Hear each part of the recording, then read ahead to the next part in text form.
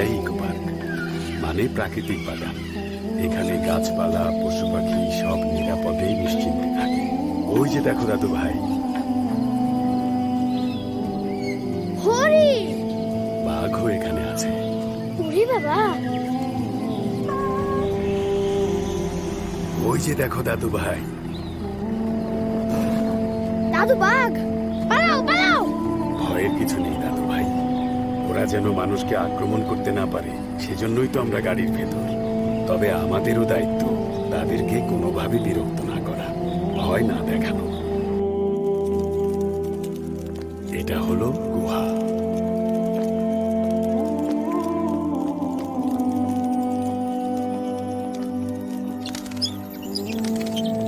ওরে বাবা! আমার কেমন ভয় করছে দাদু। দূর বোকা, ভয়ের কি আছে? সবই আল্লাহর সৃষ্টি। বলো সুবহানাল্লাহ।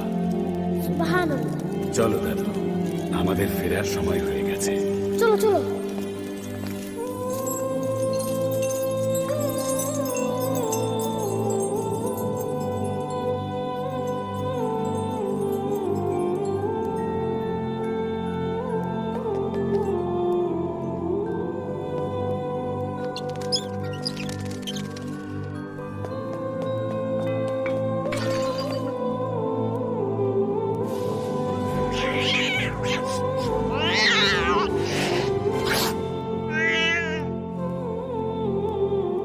দাদি!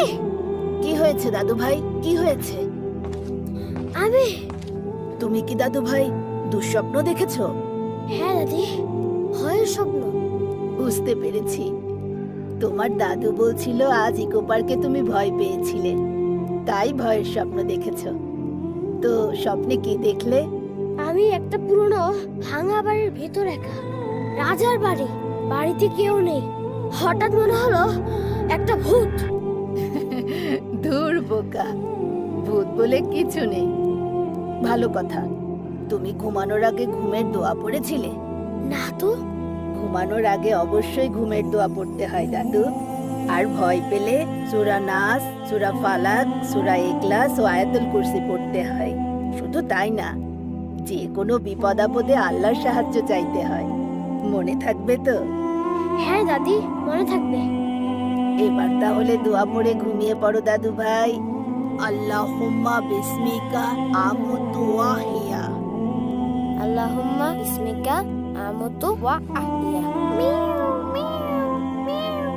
তুইও ঘুমের দোয়া পড়লি নাকি তুলতুল?